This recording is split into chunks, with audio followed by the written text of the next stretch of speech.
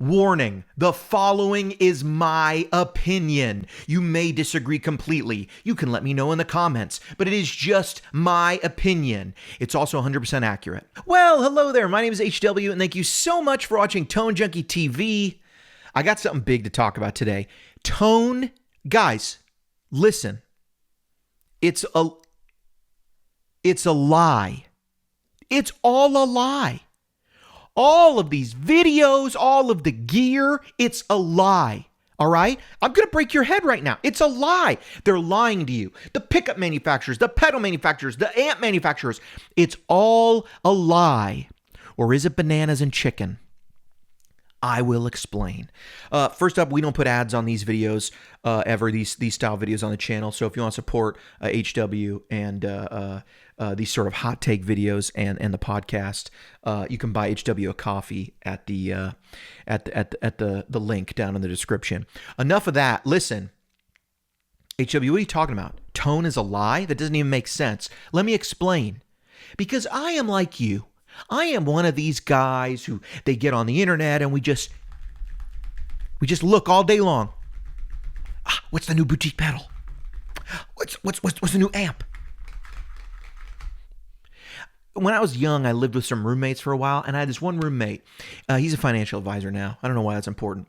He told me, he said, man, every night I walk by your room, I glance in, and I know you're always doing the exact same thing. You're just sitting there looking at guitars.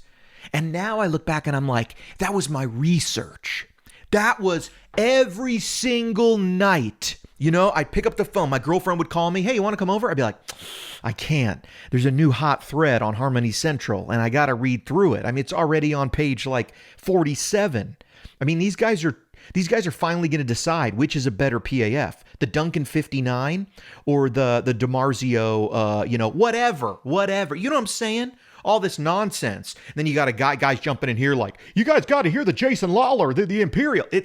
But I'll tell you what, it's all a lie.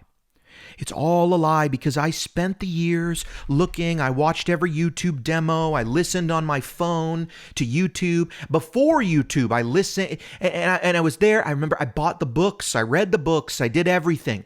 I knew about tone.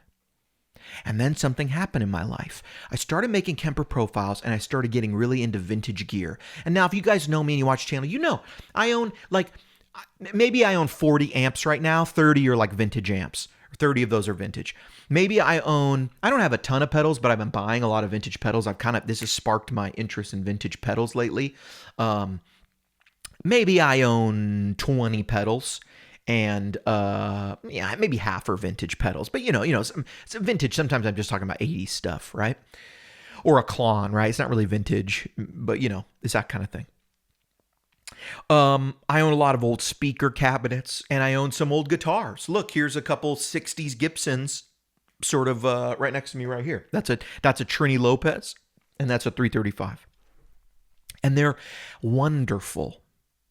But what's interesting to me is I spent years, and I mean years, reading about PAFs, reading about 1985 tube screamers, 1981 tube screamers, 1979 tube screamers, narrow boxes, and R logo tube screamers, about PAF pickups and patent stickers and patent number pups. You know what I'm saying? I spent years buying and playing all these boutique amps it's the 1966 top boost circuit and it's the 61, 62 non-top boost circuit. And I'm going to tell you something. It's all a bunch of baloney. That's what I'm saying. Baloney. Because here's what happened to me.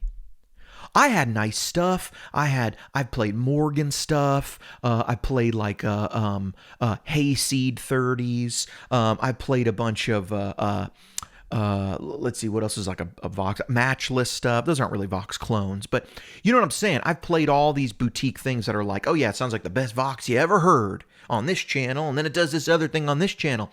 And this is my experience. It's not even not close. It is straight up lying. Like it is someone file a defamation of lawsuit character, like a suit. Like if we could get 1960 man to walk in, he would be like, absolutely not. That's not true. Because here's what happened to me. At first I noticed it, and then it literally has been everything I buy that's old is not what they represent it as. It's like a sickness. It's this. It's that I played every boutique Vox amp. I played everything they said sounds like an AC30 preamp. And then here's the thing. I went and bought, well, first of all, I borrowed from my buddy Stu a 1962 Stu G from the band Delirious. Maybe you've heard of him. Plays with Smitty right now. Michael W. Smith. Anyway, Stu let me borrow his copper top 1962 non-top boost AC30 with old blues and everything. I plugged it in and I played it and I said, wow, that, I remember he plugged it in with his 60-something Gretsch, his 60-something Duo Jet, and with the D-Armands in there, you know, the old style. He plugged it in and he played Day Tripper. And I went, that's the sound. That's the sound of the 1960s. That sounds like a Beatles record. And I went, I never heard that before. I never heard that in person. How could that be? How could it be that I never heard that sound before? And as I played his amp, I realized this is one of the most unique sounding amplifiers I've ever heard. It's a 1962 Vox AC30. It's the most copied circuit there is. Maybe the later 65, top boost circuit is more copied than the non-top boost. But you know what I'm saying? I went, that's the most unique amp I've ever heard. I went and bought a 1966 Vox AC30, plugged it in, played it, profiled it. I went, this is one of the most unique sounding amps I've ever heard. I recognize this sound. But it's like someone gave you Wagyu rib cap, cooked beautifully. The cow was massaged and sung lullabies to. They played the harp. They did everything. And then boom, you get the steak and it's life-changing. And then after that, you just go to Outback Steakhouse and they give you a steak and they go, same thing. And you go, same thing. I'll fight you in the parking lot. It's the same thing. It ain't the same thing. Now, no shade on Outback. I'm as big a Bloomin' Onion fan as anybody. But it ain't the same thing. It ain't the same thing. And by the way, if you want some really good Wagyu Wagyu rib cap, see, very few places have a rib cap. Pause the guitar stuff for a second. I'm going to tell you about good steaks for a moment. Very few places have rib caps. You can go Google rib cap. But basically, the butcher's going to slice the ribeyes like this. But if you want the rib cap, you gotta cut through the ribeyes like this. And that means economically, you have to offset what the butcher is not going to be able to charge by having these whole big rib caps, and that rib cap meat that you get, it's flat and they lay it out. It's like the filet, but better. And when it's Wagyu, and if you're ever in Nashville, I suggest you go to a place called Bourbon. It's a Michael Minna restaurant. I'm sure they have other bourbons, but in Nashville, I like this place called Bourbon. There's a couple. I think I went to the Bourbon in Las Vegas too. It was very good, but I didn't see the rib cap on their menu when they had it. Maybe they have them now. My point is, it's the best steak. It's amazing. It's incredible. And it's just, that's the cut you want, right? Now you can get places that cook it well or don't cook it well. And, is it real Wagyu? But anyway, that's another thing, right? Back to guitar and the lies they're telling. Those amps were so freaking unique. I went, this is crazy. And it really hit ahead for me when I bought the AC15, the vintage AC15. I think it's a 60. My AC30 is 66. I can't remember the AC30 off the top of my head. I got to go look. I have all this stuff written down and stuff, but it's right outside my door here. And that amp, I went, wow, that's different. That's unique. And here's the thing. They do one or two sounds. They really only do one thing well. They're not versatile. They don't do everything. The later stuff can be versatile. The modern stuff is much more versatile. It can all sound good, but I'm telling you, they sound like nothing else out there. And I just go, why is that? So fast forward to then I start to get some old guitars. And first I bought this guy. I'm trying to think, was that the first old pickup I bought? Now these are going to be, this is a 67 Trini Lopez, Gibson Trini Lopez. And this is a 1966, I think. And I owned another old 335 that was from 66. Immediately I went, all three of these guitars sound different. Okay, I know. HW, how can you beat up on somebody for not getting the PAF pickup right? It's like, what is it? It's Thor's, it's Mjolnir. No, it's not Mjolnir. It's like a moving target, how can you get it right? There were this, then that, and all the pickups are different. They are different. And I'll tell you, these two guitars next to me sound different, very different. This one's much more rock and roll. The bridge is only a little bit brighter. Than it should be. So I usually roll that bridge just down a little bit to like 8 or 9 on the tone pot, and then it's PAF heaven on the bridge. I mean, it's just all the classic rock sound. This is one of the brighter 335s I've ever encountered, new or old. It's bright, it sounds beautiful, but it is much on the brighter end, whereas this has a thicker tone. Now, both of these, I'd have to open them up. They're patent stickers from that year. They're going to be patent sticker pickups. So they're not true PAFs. I get that. But I'll tell you, I go play Gibson Burstbuckers, and I figured this out even before I got real old Gibson pickups.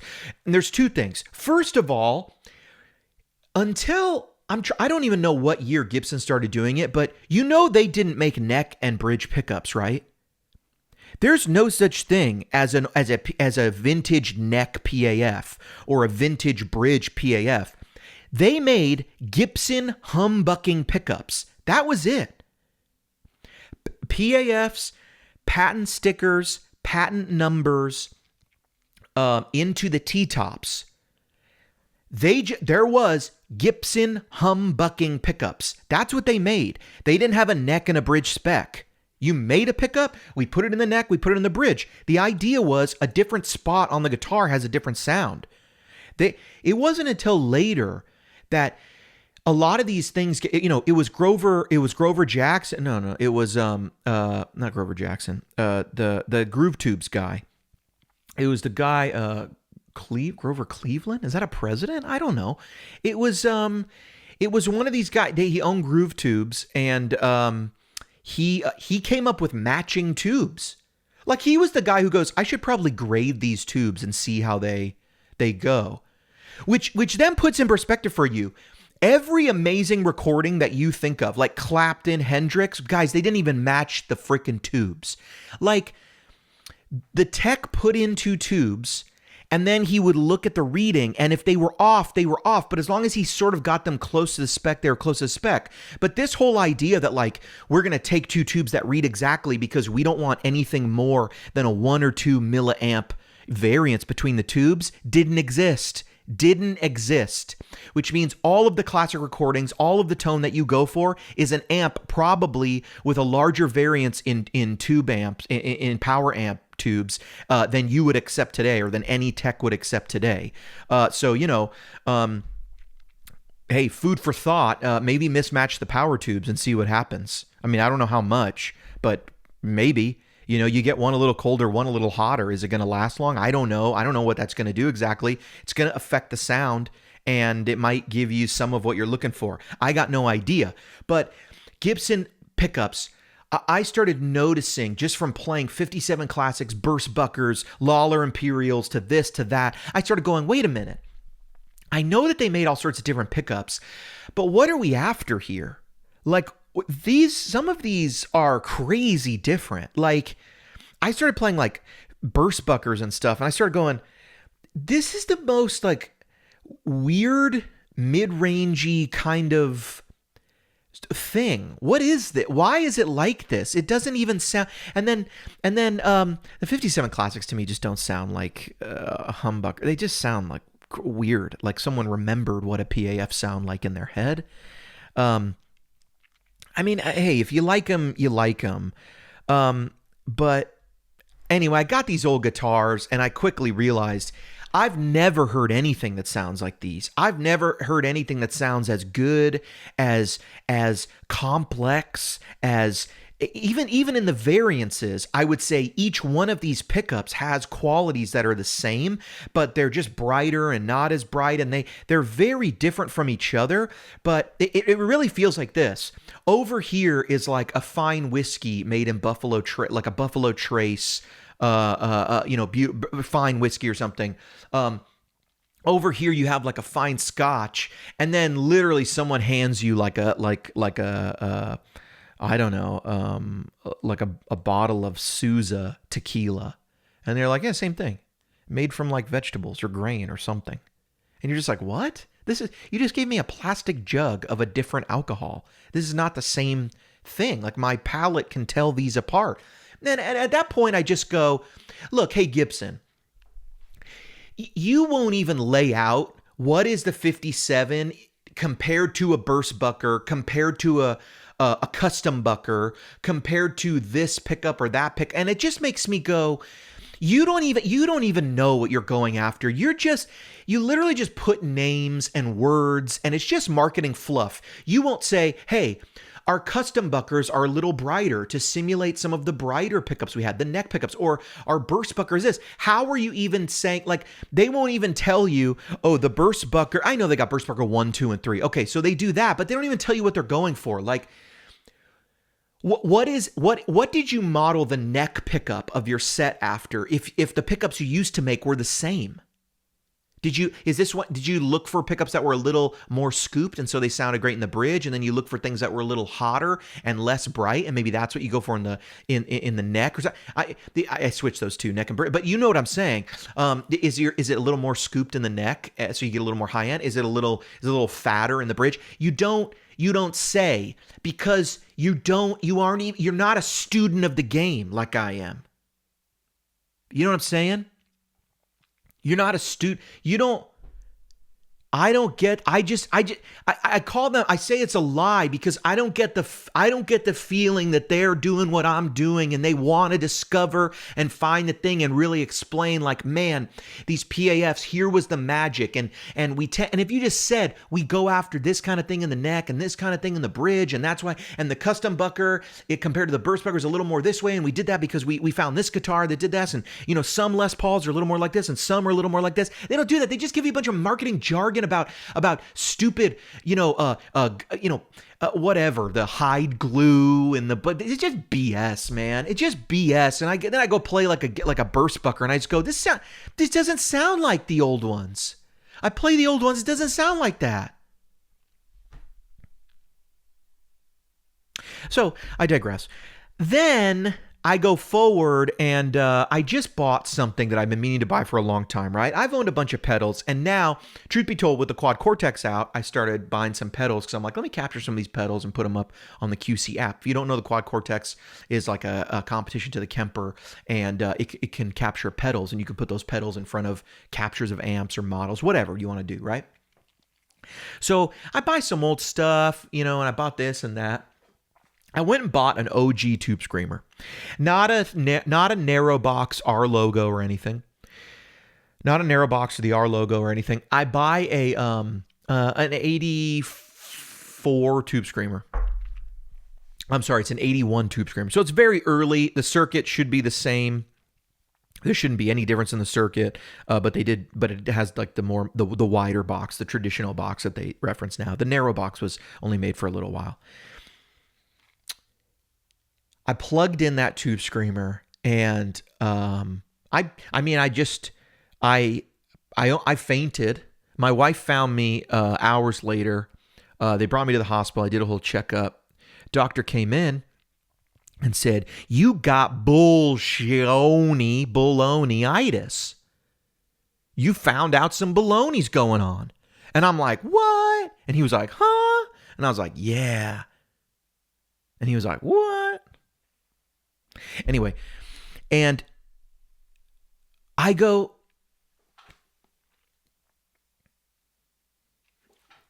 okay, I get it.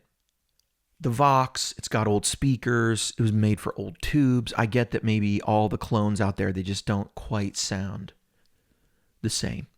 I get it. The pickups, they forgot how they made them. They moved factories. They went back. Different wire, different magnet. Okay. But haven't we gotten better at making chips? We can't look at a chip and make it to the same spec. We can't wire something the same. We can't make pedals that sound like... I plugged in this 81 Tube Screamer. And I went, no. The mid-hump was less exaggerated than I had heard. I thought I knew what a Tube Screamer sounded like, even my reissue. The mid-hump was there, but it was less exaggerated. The low end was lightly rolled off. When I turned the tone up, one complaint I've always had with Tube Screamers is it's hard to make them sound more transparent. Because when people say transparent, what they really mean is I want the high end to stay the same. Meaning when I turn on a little bit of drive, I want to add some mid-range and grit, but I don't want my high end to come to taper off. Now, a lot of times with overdrive, we want a little high end roll off. And a lot of speakers do that. And that's why we like them, right? Greenbacks kind of do that. They roll off as they compress. And so a lot of drive pedals, like the Timmy or the Morning Glory, are sort of viewed as, yes, these are great transparent drives because they leave your high end sort of constant. Sounds like your sound, but just a little more drive, as opposed to more drive, more mid-range, and we've changed the sound. Really, and the bass, a lot of times people do want it to lower a little bit as drive goes up. They notice that. They may not notice it, but that's kind of what they prefer. But they really mean leave my high end alone. I want my Strat to still sound like my Strat, not my Strat with a Tube Screamer into it. And one thing I've always tried with Tube Screamers is, what if I turn the drive down and then I try that? Well, you get this beautiful Tube Screamery EQ curve. But if you want no drive and just a little bit of boost, that may not be a complete what you're after. You still sometimes might want a little high end. So a lot of times on a Tube Screamer, I'll roll the tone just up past 5 to like 6 or 7. But it's never quite right. It always gives it this trebly sound where really what I'm missing is some of the higher presence, some of the air, the jangle, the sparkle that I get with a Strat. Strat, by the way, that's how I say it for some reason. Strat. Stratocaster. That sounds funny. Stratocaster. Can't do it. Got to make that Strat sound. It just feels more. It just sounds like it. Yeah, Strat. Anyway, I plug this thing in. I put it on. First of all, I try it. It sounds incredible. I go, wow. I ride the gain up. All of a sudden, I go, oh my God. I like the sound of Tube Screamers with the gain high. At least I like the sound of this one. Then I turn it down and I roll up that treble, and it did roll off the high end a little, but it didn't make it was like transparency enough, and it made me feel it was just so freaking musical and beautiful. And I went, first of all, I asked myself, am I making this up? Am I exaggerating? Am I looking at an old pedal believing it's supposed to be a thing? No, actually, I play a lot of modern gear because I think it's better. Like if someone said, what's the best Vox I should go buy? I would go like this. If you have a lot of money to burn and you never want to take it out of your house, go buy a vintage AC30 or AC15. They're incredible. They're great. But if someone said, no, I want to play with it outside, I'd say, oh yeah, don't get an old amp and beat it up and destroy it and risk it getting stolen, and it's going to break on you if you start carrying around. Don't do that. Go get an AC15, the cream ones, the hand-wired versions with the cream Tolex. Go get one of those, or the Heather Tolex, Go get one of those. They're fabulous sounding. They've got a great master volume, and they've got that hot-cold switch. They've got the EF86. I would take that amp and gig with it all day long. That's one of the best amps out there. It can get more gain that holds together than traditionally a Vox would. It gets a little more going. And it just sounds incredible. They sound great, and they're cheap enough that if someone stole it or it broke on you, your life's not going to end over $1,000. You don't want to take the $6,000 AC30. That's going to be, you can get a cheap car for $6,000. You know what I'm saying? Well, not a cheap car. You can get a car for $6,000. You know, $800 a cheap car. But you know what I'm saying? You can get a car for $6,000. You know, don't lose a car. Don't let someone steal a car from you. But you know, $800 to $1,200, you can get a killer AC30. That's a giggable amp. I'd do that. AC15, I would do that. That's what I would tell people. That or like a little Princeton or something. Don't forget you can buy HW a coffee. But I walked away from playing this thing and I just went, what? What? This is the sound of a tube screamer, and you all said that was the sound. And it drives me nuts, and I go, wait a minute, are we living, what is all this? What is all this going on? The Vox, the pickups, the tube screamer. Is this it's like, you know what it's like? I'm going to tell you what it's like. It's a chickenless world. HW, what are you talking about, chickenless world? It's a chickenless world where you just go for a second and you go, you know how everything tastes like chicken? Well, what if you lived in a world where you never had chicken, but everybody told you, tastes like chicken. Tastes like chicken. Tastes like chicken. You would know what chicken tastes like, but you wouldn't know what it tastes like. Meaning you would know what things taste like that taste like chicken. They're similar to chicken, but you wouldn't know the taste of chicken. And then I wonder this, and this is my experience. I feel like I discovered chicken. My experience right now is, I have heard what chicken tastes like. I read books about it. I experienced it. People gave me chicken substitutes and gave me stuff that was like chicken. They gave me turkey and squab, and they gave me all this stuff. I don't even think that close, by the way.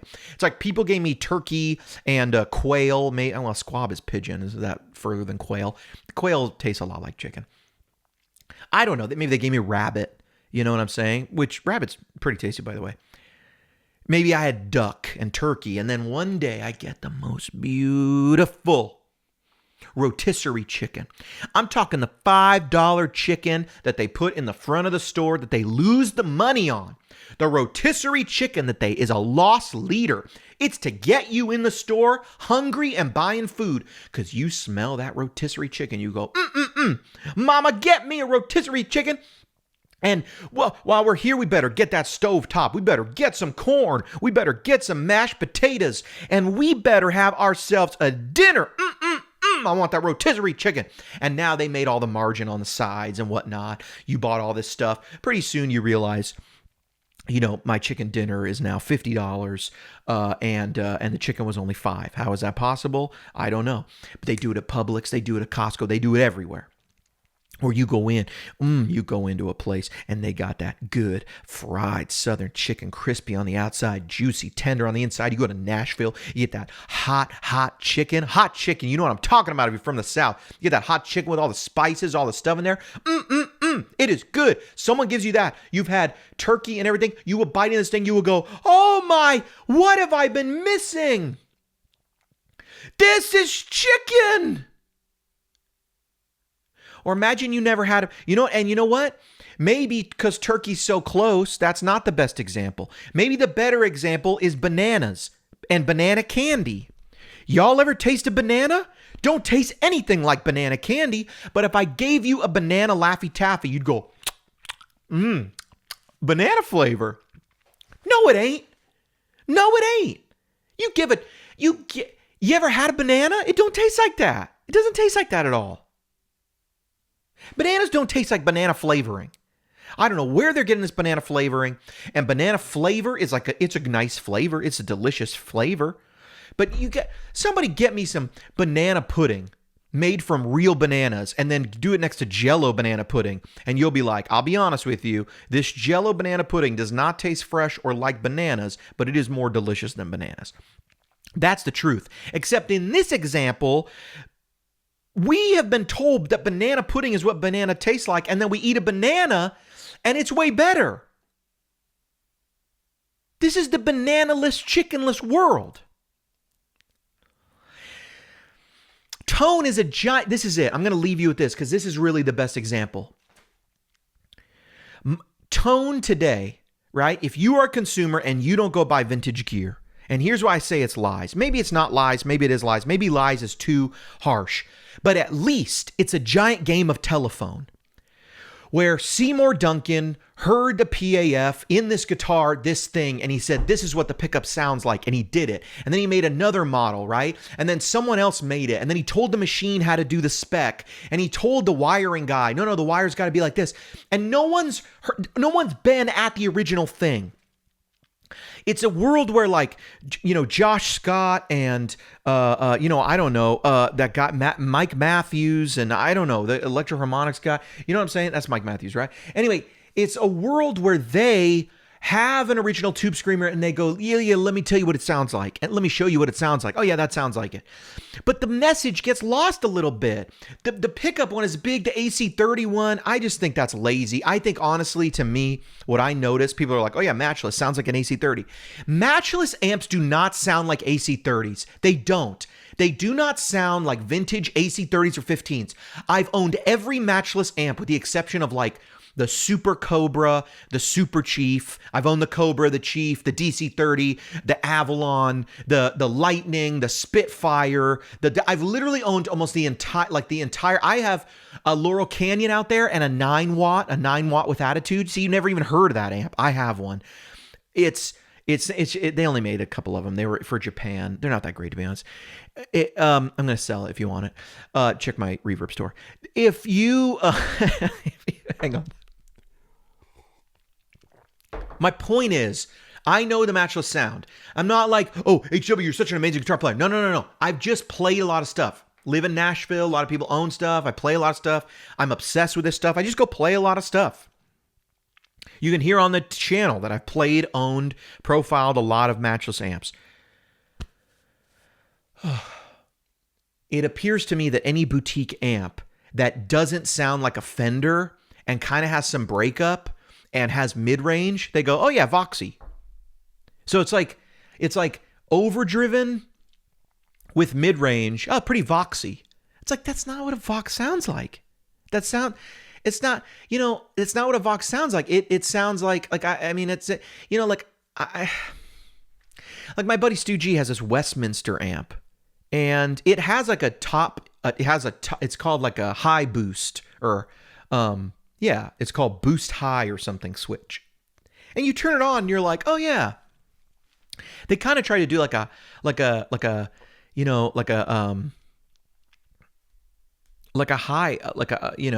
top boost type thing. Maybe there's like just for a little flavor, but that amp doesn't sound like a vintage AC15, and it's clearly not a clone of one. It has a completely different speaker and everything. It's a thing. Mattresses don't sound like Voxes. They don't.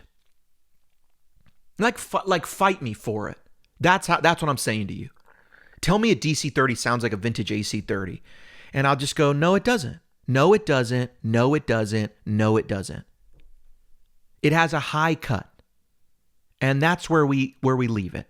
The high end doesn't sound the same. Matchless is known for that. Matchless high end is in every amp they make. And they make amps that are very different than the AC30 because it doesn't sound like an AC30. It just doesn't. They sound substantially different from each other to the point that you wouldn't say one sounds like the other. I mean, it's as close to each other as you might go like, oh yeah, that Ford Focus is just like my Honda Accord. It's like, yeah, they're similar sizes. They do a similar thing. They're not the same. No one would ever sit in the Ford Focus and be like, this feels like my Honda Accord. No, it doesn't. It doesn't. It doesn't. What have we established today? Tone is a lie. It's a lie. You don't know what this stuff sounds like. I'm sorry. You can watch YouTube videos. You can get really familiar, but at some point I hope you sit down and have the experience where you go, no, all of my PAF clones don't sound like that. Oh, that's a vintage Tube Screamer? Wow, I don't own one of those, and I own a ton of things that say they sound like Tube Screamers.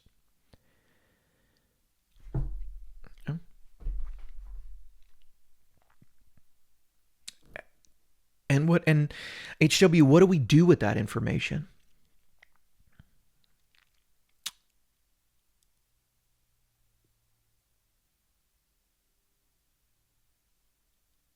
Wow. Wow. HW, what do we do with that information? That, my friend. Wow. Whoa. That is the real question. And the answer to that question is I've got no idea. And you want me to really blow your mind? Tube screamers don't sound like tube screamers. PAFs don't sound like PAFs. And Voxy amps don't sound like Voxes. And here's my question to you. Mr. Person who has now watched a man rant on YouTube for 30 minutes plus. I hope I'm in your ear and you're being productive, because the question I'm going to ask you is this. Does any of it even matter?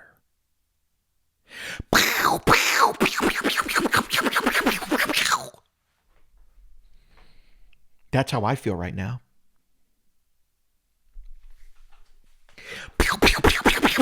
Does any of it even matter? Does it matter? I don't think it does.